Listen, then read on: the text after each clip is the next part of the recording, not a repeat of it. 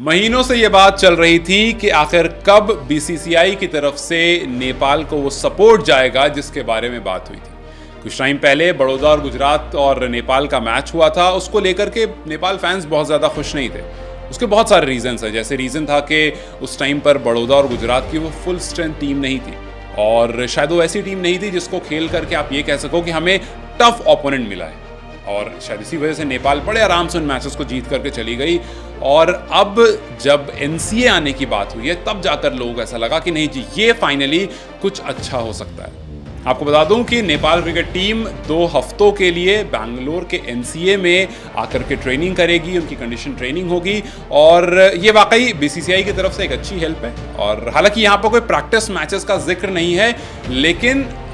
Rhinos जो है वो बहुत जल्दी इंडिया पहुँच जाएंगे और अपनी वर्ल्ड कप लीग 2 की जो प्रिपरेशन है उससे पहले अपनी प्रैक्टिस स्टार्ट कर देंगे। उस पर जो प्रिपरेशन सीरीज़ है उसके लिए एनसीए में आकर के अपनी प्रैक्टिस शुरू करेंगे। और हमें पता है कि एनसीए में वो खिलाड़ी आते हैं जो अपनी स्किल, अपनी स्ट्रैटेजीज़ को स्ट्रेंथन करना चाहते हैं, और वो खिलाड़ी आते हैं जो अपनी किसी इंजरीज़ या फिर रिहैबिलिटेशन के थ्रू चल रहे होते हैं। और इन सब के बीच में बहुत सारे इंडियन खिलाड़ी अभी हैं जो वहाँ पर मौजूद हैं। अगर आपको एनसीए के बारे में बताऊं तो एनसीए जिसके चेयरमैन फिलहाल वीवीएस लक्ष्मण है, इंडिया के फॉर्मर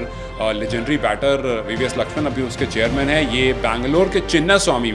जो आपने चिन्नास्वामी का नाम सुना होगा अगर आप आईपीएल फॉलो करते होंगे, ऑब्वियसली आप करते ही होंगे, तो आईपीएल में बैंगलोर का जो होम ग्राउंड रहता है चिन्नास्वामी, उसी के आसपास ये एनसीए बना हुआ है। और वहीं पर सारे क्रिकेटर्स जब भी वो इंजर्ड होते हैं, जब भी प्रैक्टिस ट्रेनिंग उन्हें अलग से कुछ करनी होती है, किसी चीज़ को इम्प्रूव करना होता है, जब भी ऐसा कुछ होता है वो अक्सर बैंगलोर जाते हैं, क्योंकि वो एक हब है जहाँ पर आपको सारे क्रिकेटर्स जो हैं वो प्रैक्टिस करते हुए, इंजरी से रिहैब करते हुए या फिर अदर रीजंस के लिए पहुँचे रहते हैं। अगर बात करें अभी करंट टीम की, तो अभी शमी क्योंकि इंजर्ड थे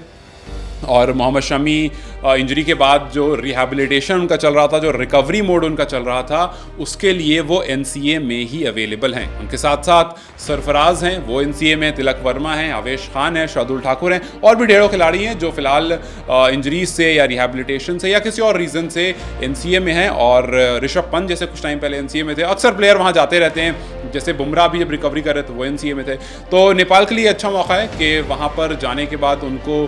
अच्छी ट्रेनिंग मिलेगी, और उम्मीद करते हैं कि वहाँ पर कुछ प्रैक्टिस मैचेस का भी अरेंजमेंट किया जा सके, अगर नहीं तो उनकी अपनी टीम से भी, क्योंकि फिलहाल जो लोग वहाँ पहुँचे हैं वो CWC लीग 2 के प्रैक्टिस के लिए पहुँचे हैं, और वो सितंबर में कनाडा में होगी, जिसमें कनाडा और ओमान से उनका मैचेस है। 4 मैच हो गए वहाँ पर।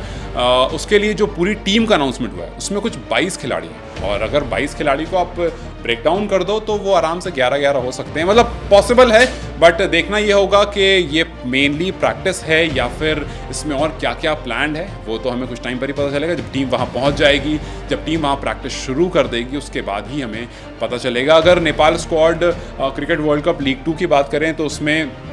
Rohit Patel, Kushal Bhurtel, Asif Sheikh, Anil Shah, Dev Khanal, Bhim Sharki, Arif Sheikh, Kushal Malla, Dipendra Singh Airee, Arjun Saud, Sompal Kami, Karan KC, Gulshan Kumar Jha, Kamal Singh Airee, Rijan Dhakal, Sandeep Lamichhane is finally back, Lalit Rajbanshi, Surya Tamang, Bashir Ahmad, Akash Chand, Sagar Dhakal, Sandeep Jora, और ये सारी की सारी टीम जो है वो CWC लीग 2 के लिए जाने वाली है। बट ये अभी फाइनल नहीं है, इसमें से 15 खिलाड़ी आपको फाइनलाइज किए जाएंगे। मोस्ट प्रोबेबली 15 ही रहते हैं वैसे तो, अगर एक आध ट्रैवल रिजर्व जाता है तो हो सकता है, बट चांसेस बहुत कम है। तो वो जो 15 खिलाड़ी जाएंगे, उन 15 खिलाड़ी को शायद इस ट्रेनिंग के बाद फाइनलाइज किया जाएगा। लेकिन क्योंकि वहाँ सारे खिलाड़ी पहुँचे हुए हैं तो उम्मीद करते हैं कि कुछ थोड़े प्रैक्टिस सेशन, कुछ थोड़े टिप्स एंड ट्रिक्स और कुछ टाइम जो वहाँ प्लेयर मौजूद हों उनके साथ मिले, सो दैट इन 2 हफ्तों में काफ़ी ज़्यादा चीज़ें बेहतर हो सकती है। और वो तो वक्त ही बताएगा कितना होता है, क्या होता है, कैसे होता है, लेकिन फिर भी बीसीसीआई की तरफ से एक अच्छी हेल्प है, और हम चाहेंगे कि नेपाल इसको पूरी तरह से यूटिलाइज़ कर सके। आपको क्या लगता है, क्या ये 2 हफ्ते की हेल्प काफ़ी है, अच्छी है, और आगे आप क्या एक्सपेक्ट कर रहे हैं, मुझे कमेंट सेक्शन में ज़रूर बताएं। वीडियो अगर पसंद आई हो तो इसे लाइक और शेयर ज़रूर करें।